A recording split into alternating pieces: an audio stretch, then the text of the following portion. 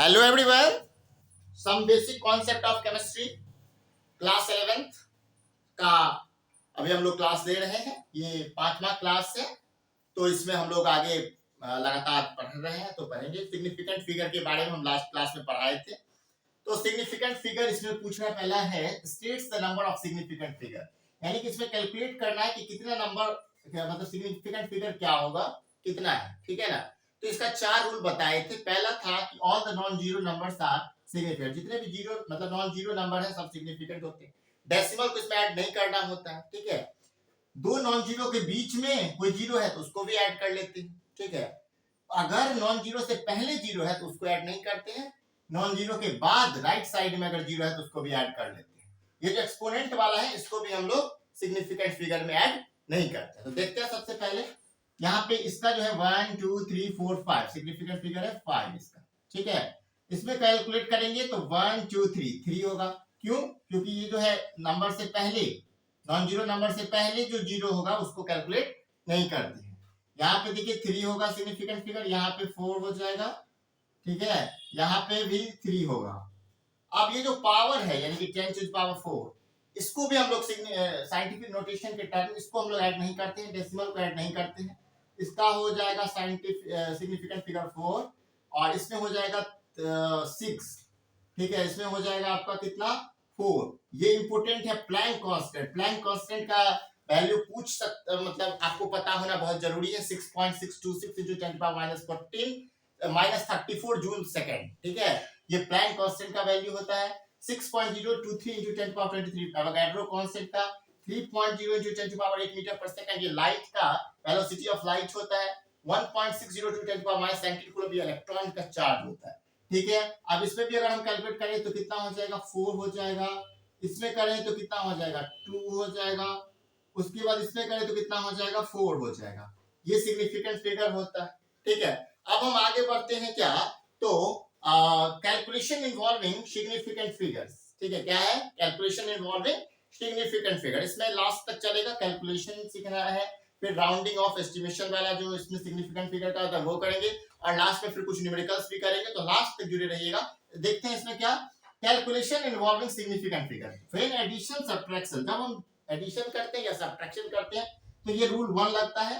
और रूल 2 हम सिखाएंगे कुछ देर में, वो आपका मल्टीप्लिकेशन और डिवीजन के समय में लगेगा। ठीक है।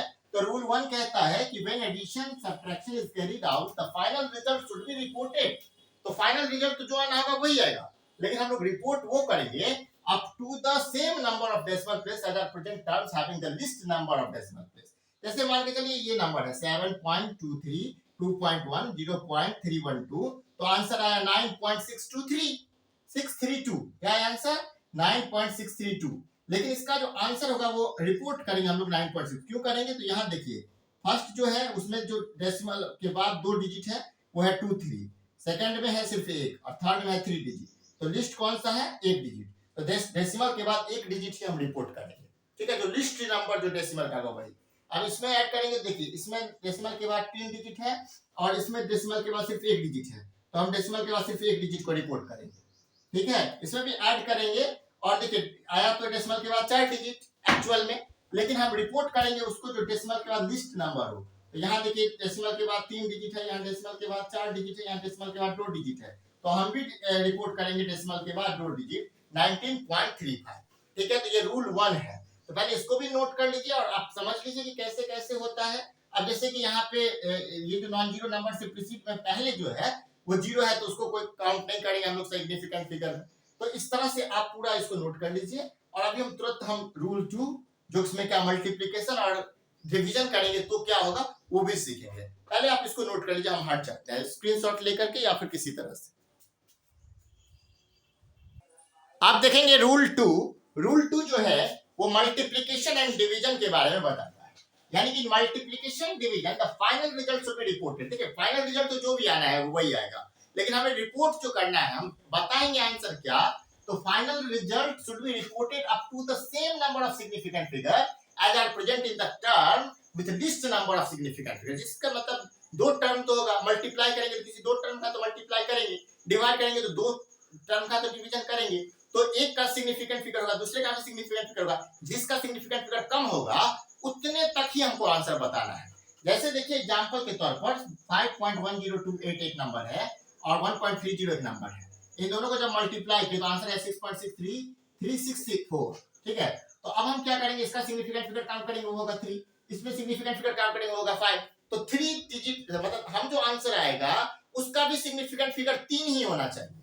तो क्या होगा 6.63, इसका सिग्निफिकेंट फिगर 3 होता है, ये रिपोर्ट करेंगे।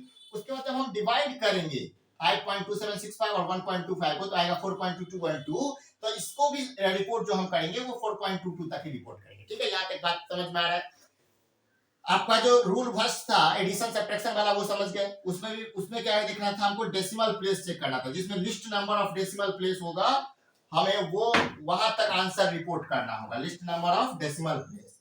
और यहाँ क्या करना होगा, तो list number of significant figure.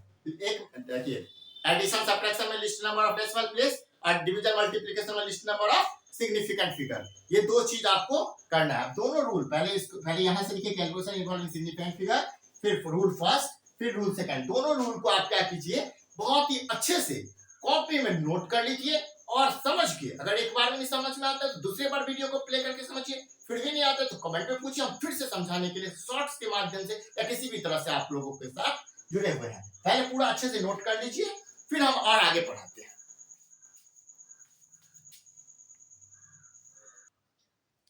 अब देखते हैं रूल्स फॉर राउंडिंग ऑफ। ठीक है, तो इसमें क्या होता है, तो if the digit coming after desired number, इसमें क्या होता है कि जैसे हमें इसका मतलब इस नंबर का राउंडिंग ऑफ करना है, ठीक है ना, तो यहाँ पे देखेंगे कि क्या है, अगर वो 5 से बड़ा है, मोर देन 5 है, तो हम इससे पहले वाले नंबर में 1 ऐड कर देंगे, यानी कि 1.39 ये हो जाएगा। अगर क्या कह रहा है, if the digit coming after desired number, तो the significant figure happen to be less than 5, ठीक है, it is neglected। यहाँ पे हम देखेंगे क्या है, 5 से छोटा है, 5 से छोटा है, तो हम इसको नेग्लेक्ट करके लिख देंगे, इसका वही हो जाएगा 6.23। ठीक है ना। अब क्या कहते हैं, if the digit coming after desired numbers it happen to be exactly 5, अब यहाँ पे देखेंगे क्या है, exactly 5 है, तो क्या हो जाएगा, exactly 5 अगर होगा ना, तो इसमें केस में क्या होगा, तो एक ऐड होगा, ठीक है, 6.8 होगा। तब होगा एक ऐड जब वो 5 से पहले जो 5 से जो प्रीसीडिंग नंबर है वो क्या हो, ऑड हो। अगर वो इवन होता है, इन केस मान के चलिए वो इवन हो गया 6.45, तो उस केस में कुछ नहीं होगा, उसका जो राउंडिंग अप होगा वो होगा 6.4। समझ में आ गया। तो पहला रूल कहता है कि the digit coming after desired number significant happen to be more than 5, अगर मोर देन 5 हो गया तो प्रीसीडिंग नंबर इंक्रीज्ड बाय 1, तो उसके पहले वाले नंबर में एक जोड़ दीजिए। ये तो हम लोग बहुत आसान एस्टिमेशन में भी देखते थे, ठीक है, देखे हुए हैं, तो एक ऐड कर देंगे उससे प्रीसीडिंग नंबर, ठीक है। और अगर वो 5 से छोटा हो गया, ठीक है, 5 से छोटा होगा तो उसमें कुछ भी करने की जरूरत है, कोई चेंजेस करने की जरूरत नहीं है, वही हो जाएगा आंसर। ठीक है, अगर क्या करें, तो digit coming after desired number except happen to be exactly more 5, अगर 5 होता है तो कुछ नहीं करना, तो उसमें बस जो है उससे पहले वाला नंबर में एक ऐड कर देंगे। तब ऐड करेंगे जब उससे मतलब 5 से पहले जो है वो ऑड हो, क्या हो, ऑड हो। 5 से पहले अगर इवन होगा तो उस केस में कुछ नहीं करना होता है। तो ये राउंडिंग ऑफ का मतलब रूल्स हो गया। अब बात करते हैं हम लोग कुछ न्यूमेरिकल्स पे। अब इसी में मतलब बुक में, एनसीईआरटी की बुक में ही कुछ न्यूमेरिकल्स दिए हुए हैं, 3 न्यूमेरिकल्स हैं, तीनों को हम एक एक करके सॉल्व करेंगे, जिससे कि आपको कोई खुद से एफर्ट लगाने की जरूरत नहीं है, बस बुक पढ़िए और ये वीडियो देखिए, आपका पूरा का पूरा काम कंप्लीट हो जाएगा। ठीक है, अब जैसे क्वेश्चन है क्या, तो क्वेश्चन है आपका क्या कि पीस ऑफ मेटल, क्या है, a piece of metal, a piece of metal is 3 inch. अगर कोई पीस ऑफ मेटल 3 इंच का है, ठीक है, रिप्रेजेंटेड करना है इंच को आयन से, लिखा है क्वेश्चन में, लिखा है represented inch by ion, represented in ion, ठीक है, लॉन्ग, इतना लंबा है यानी कि 3 इंच लंबा है।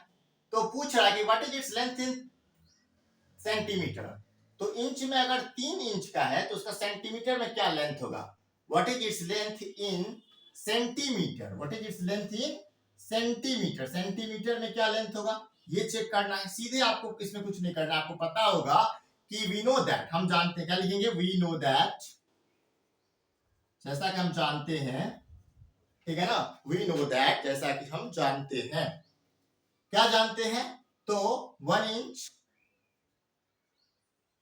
इक्वल्स टू 1 इंच कितना होता है, 1 इंच होता है कितने के बराबर पता है, 2.54 सेंटीमीटर के, 2.54 सेंटीमीटर के होता है। तो हम कह सकते हैं कि लेंथ ऑफ मेटल हमें निकालना है, तो लेंथ ऑफ मेटल जो निकालना है, लेंथ ऑफ मेटल वो कितना निकालना है हमको, लेंथ ऑफ मेटल निकालना है 3 इंच का, ठीक है। तो 3 इंच का जब निकालना है तो 2.54 से 3 को मल्टीप्लाई कर दो, सीधा आंसर आ जाएगा, कितना होगा, तो आंसर हो जाएगा 7.62 सेंटीमीटर, कोई दिक्कत वाली बात ही नहीं है, ठीक है, ये समझ में आ गया। चलिए इसको पहले नोट कर लीजिए, इस क्वेश्चन को,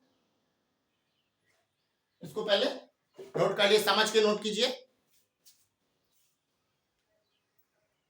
अब नेक्स्ट क्वेश्चन है कि a jug contain 2 litre of milk, एक जग में 2 लीटर मिल्क अटता है, तो calculate the volume of milk in metre cube, ठीक है। अब इसमें क्या करना है, मिल्क कैलकुलेट करना है, calculate the volume of milk in metre cube. तो आपको पता है कि 1 लीटर कितने के बराबर होता है, 1 लीटर इक्वल्स टू होता है किसके, 1 लीटर होता है 1 डेसीमीटर क्यूब के बराबर, कितने के बराबर होता है, 1 डेसीमीटर क्यूब के बराबर होता है, पता होगा आपको। और वहीं 1 मिलीलीटर जो होता है, 1 ml जो होता है, वो किसके बराबर होता है, 1 सेंटीमीटर क्यूब के बराबर होता है, ठीक है। तो 1 लीटर इक्वल्स टू कितना होता है, 1000 मिलीलीटर, 1 लीटर किसके बराबर होता है, 1000 मिलीलीटर के बराबर होता है। तो हमको पता हो गया कि 1 लीटर किसके बराबर हो जाएगा, 1000 सेंटीमीटर क्यूब के बराबर हो जाएगा, ठीक है। अब 2 लीटर मिल्क कैलकुलेट करना है, तो 2 इंटू 1000 सेंटीमीटर क्यूब, ठीक है। तो कितना हो जाएगा, 2 लीटर इक्वल्स टू हो जाएगा 2000 सेंटीमीटर क्यूब, कितना हो जाएगा, 2000 सेंटीमीटर क्यूब हो जाएगा। तो अब हमें तो ये बात पता चल गया, अब क्या करना है, तो हमको सेंटीमीटर क्यूब में तो आंसर नहीं चाहिए, आंसर चाहिए मीटर क्यूब में, ठीक है, आंसर किसमें चाहिए, मीटर क्यूब में। तो हम क्या करेंगे, सेंटीमीटर क्यूब को बदलेंगे मीटर क्यूब में, तो इन दोनों का रिलेशन देखते हैं। तो 1 मीटर में होता है कितना, 100 centimetre, 1 metre equals to 100 centimetre, ये तो पता है, सब बच्चों को पता होगा। तो 1 मीटर क्यूब इक्वल्स टू क्या हो जाएगा, 100 सेंटीमीटर क्यूब, कितना हो जाएगा, 100 सेंटीमीटर क्यूब हो जाएगा।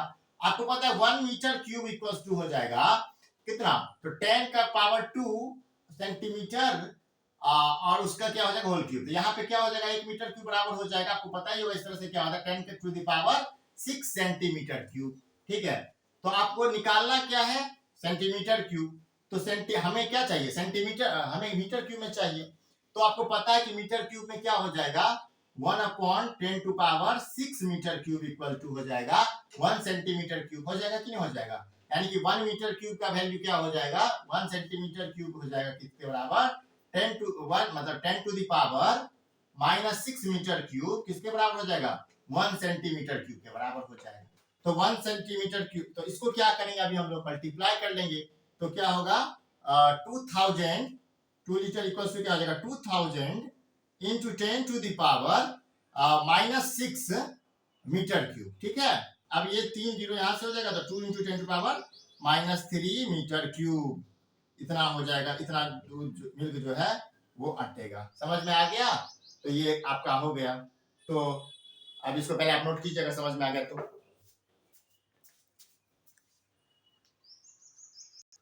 अब नेक्स्ट क्वेश्चन देखते हैं, how many seconds are there in 2 days, how many seconds are there in 2 days। तो कैसे कैलकुलेट होगा, तो सबसे पहले क्या करेंगे, हम लोग को पता है कि 1 डे में कितना आवर होता है, 24 आवर, ठीक है।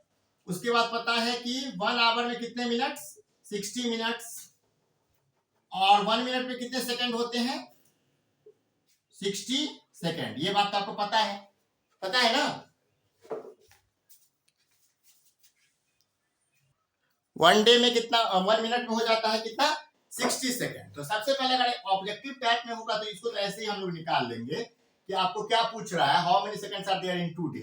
तो 1 डे में कितना होता है, 24 आवर, कितना होता है 24 आवर, और 1 आवर में कितना होता है 60 मिनट। तो 24 को 60 से मल्टीप्लाई करेंगे तो हो जाता है 1440 मिनट, ठीक है, तो 40 मिनट। और इसको फिर क्या करेंगे, 60 से मल्टीप्लाई कर देंगे क्योंकि अब सेकंड निकालना है, तो क्या हो जाएगा 86 मतलब 86,400 सेकेंड होता है एक दिन में, ठीक है, वन डे में। तो 2 डे का निकालना है तो 2 से मल्टीप्लाई कर दीजिएगा अगर 86,400 को, तो तुरंत निकल जाएगा आंसर। क्या हो जाएगा 1,72,800 सेकेंड, इतना सेकेंड होता है आपको 2 दिन में। लेकिन अगर हम इस तरह से निकालेंगे तो ये भी बहुत आसान ही पता पड़ता है। अब इसमें क्या होगा, तो 1 डे अपॉन 24 आवर, ठीक है, कितना होता है, 1 के बराबर होता है, ठीक है। या फिर हम कहें कि 24 आवर अपॉन 1 डे 1 के ही बराबर होगा कि नहीं होगा, क्योंकि ये दोनों तो एक ही चीज है। तो इसको बोलते हैं क्या हम लोग, इसको बोलते हैं यूनिट फैक्टर, ठीक है। ऐसे ही हम लोग बता सकते हैं क्या, तो 1 आवर अपॉन 60 मिनट, ठीक है, इक्वल्स टू 1 इक्वल्स टू क्या 60 मिनट अपॉन 1 आवर, ठीक है। ऐसे ही हम कह सकते हैं कि 1 second upon 1 minute upon 60 second, 1 minute upon 60 second equals to 60 second upon 1 minute. तो ये तो पता है। तो इसी तरह से हम लोग क्या करते हैं, तो इसको कैलकुलेट करने का प्रयास करते हैं, ठीक है ना।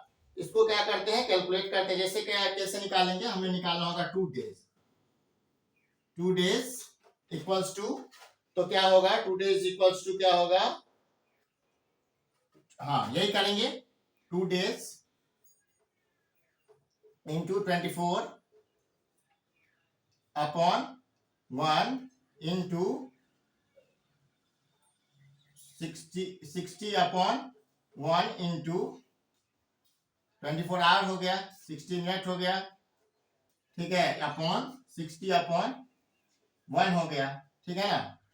तो अब क्या हो गया, यहाँ पे क्या 1 हो जाता है, क्या सब में यूनिट लिखेंगे, 1 डेज हो गया, यहाँ पे आवर हो गया, यहाँ पे मिनट हो गया, ठीक है। तो मिनट से मिनट कट गया, आवर से आवर कट गया, डेज से डेज कट गया। तो 2 इंटू 24 इंटू 60 इंटू 60 क्या हो जाता है, ये ही हो जाता है आपका 172,800 सेकेंड। तो यही आंसर हो गया आपका कि 2 डेज में कितना सेकेंड निकलेगा। इसी तरह से आज की क्लास में हम लोग क्या सब सीखे, सिग्निफिकेंट फिगर्स निकालना सीख के रूल्स रिवाइज किए, फिर कुछ क्वेश्चंस पे रिवाइज किए, फिर उसका calculation, addition, subtraction, multiplication, division में सिग्निफिकेंट फिगर का कैसे करते हैं वो सीखे, ठीक है। फिर उसको राउंड ऑफ कैसे करते हैं वो भी सीख गए, और लास्ट में हम क्या सीखे हैं, तो 3 न्यूमेरिकल क्वेश्चन सीखे हैं। अगर ये वीडियो आपको अच्छा लगा तो इस वीडियो को लाइक करें, चैनल को सब्सक्राइब करें, बेल आइकन को प्रेस करें। Thank you very much.